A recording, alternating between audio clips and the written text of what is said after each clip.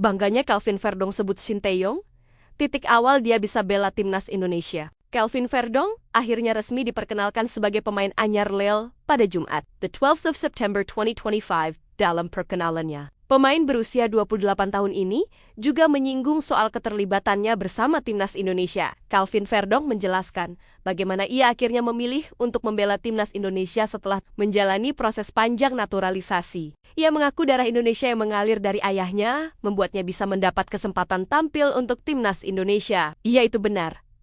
Ibu saya lahir di Belanda dan ayah saya lahir di Indonesia. Jadi saya bisa memilih untuk membela Belanda atau Indonesia, kata Calvin Verdong. Peran Shin Tae-yong. Nama Shin Tae-yong ikut disebut dalam kisah awal perjalanan Calvin Verdong menuju timnas Indonesia. Calvin Verdong mengungkapkan bahwa mantan pelatih timnas Indonesia itu sempat mendatanginya dan memberikan ajakan khusus. Mantan pelatih timnas Indonesia, sebelumnya Shin Tae-yong meminta saya membela timnas Indonesia dan saya mulai mengikuti sepak bola di sana, kenang Calvin Verdong. Ajakan dari Shin Tae-yong tersebut menjadi awal mula yang menggerakkan hatinya untuk mempertimbangkan membela Garuda. Sejak itu, Calvin Verdong mulai mengikuti perkembangan sepak bola Indonesia hingga akhirnya membuat keputusan penting. Proses naturalisasi. Setelah menerima ajakan, Calvin Verdong memutuskan menjalani prosedur resmi naturalisasi sebagai warga negara Indonesia. Proses ini memakan waktu cukup panjang, hingga akhirnya rampung pada pertengahan 2024.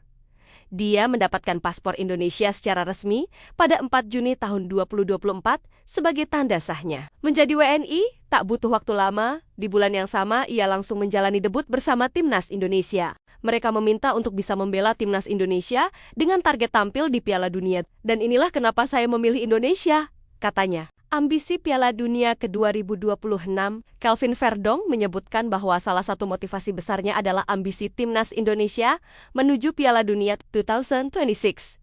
Ia menilai proyek besar Garuda untuk tampil di turnamen sepak bola terbesar dunia itu patut diperjuangkan. Kini timnas Indonesia telah berhasil menembus babak keempat kualifikasi Piala Dunia 2026 zona Asia.